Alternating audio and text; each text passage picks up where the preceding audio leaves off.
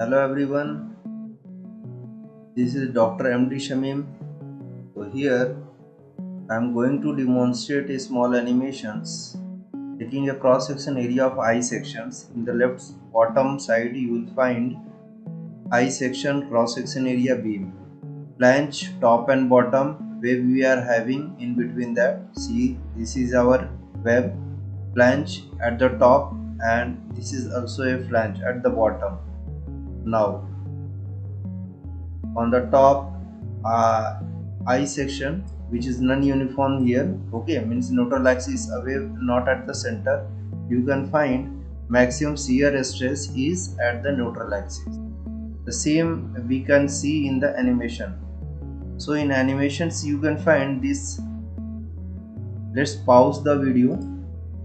In animations we have supplied a point load. This point load is varying from minimum 0 kilonewton. So you can find green color is the our shear stress curve and bending is the brown one is the bending curve. Okay, so this as soon as it becomes 0, so there will appear no either shear stress or bending stress. Now let's increase the magnitude of point load.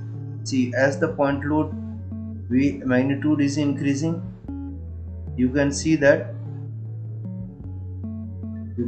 here at the bottom moment value and shear value is changing. At the same time, current, maximum bending stress and maximum shear stress you can get here. So let's continue increasing this. Okay, load value so reached up to 25. You can decrease also.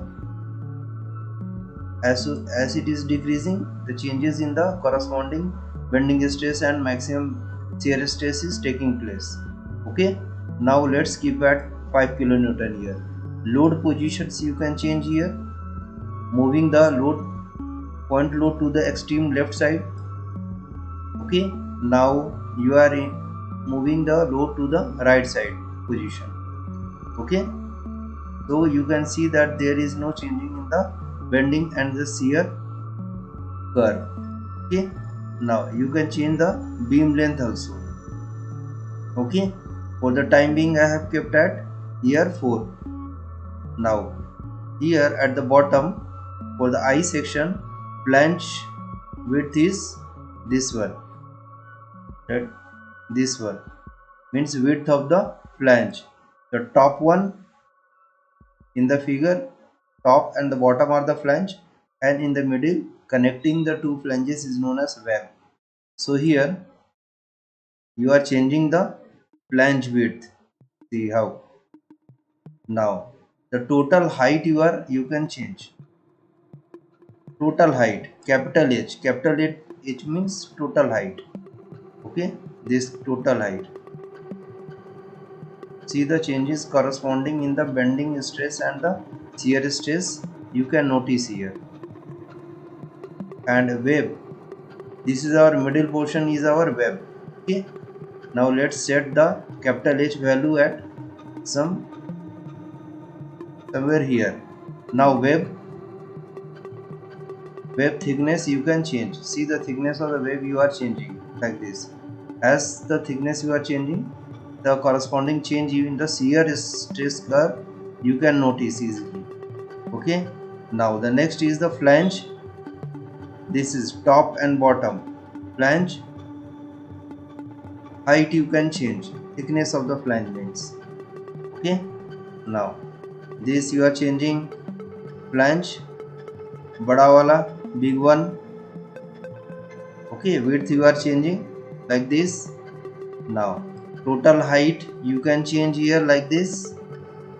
See the corresponding changes in the maximum bending and shear stress you can notice here. Okay, now next is the flange, top and the bottom width, height. Okay, now let's increase the total magnitude here. Total. And now another thing that you have to notice here is See the color one, the top one, the red one is the compression stress, and the bottom one, blue one is the tension stress, and the darker is the green zone, means that at the neutral axis we are having a maximum shear stress value. So definitely in the figure at the neutral axis you can find the maximum shear stress. So let's do once more. Load you are decreasing, so no load is here, so no shear and bending curve you will find. As you are, so at 0 you will get the sigma 0, maximum shear 0. Now you start increasing the point load value. See the all values are changing. Okay, now you are reached up to here. Let's keep it here. Load positions, change it. Now sudden change in the tension becomes compression, and top fiber becomes bottom fiber.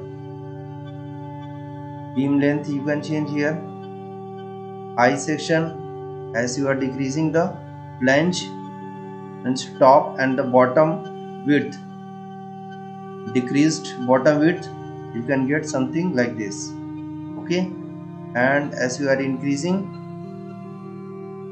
it will how it works according to sigma upon, how this sigma is coming from sigma upon y is equal to m upon I, bending stress equation. Okay, how this maximum shear you are getting from sigma upon, from the shear stress. Already I from sigma, say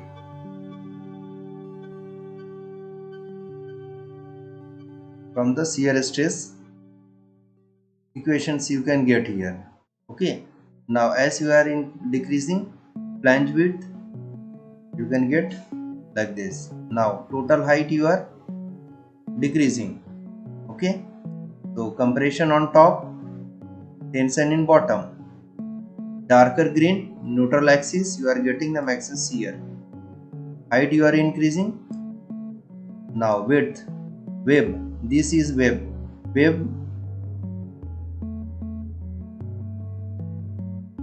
Thickness you are decreasing.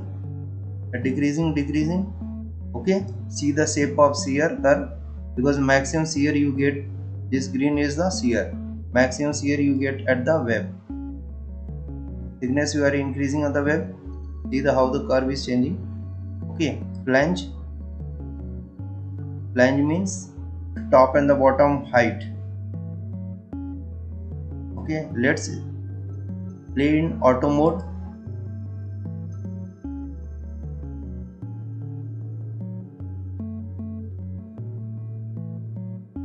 So that's all from the about the I section of the beam that we use. Okay,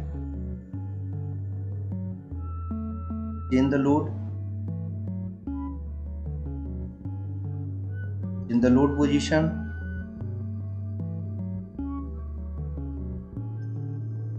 change the flange width,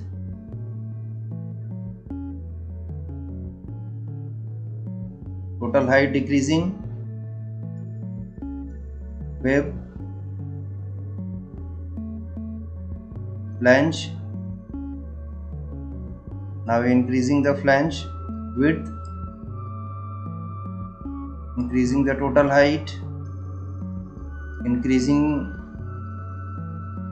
the web width, increasing the flange width. Okay, so thank you all for the I section that I shown you.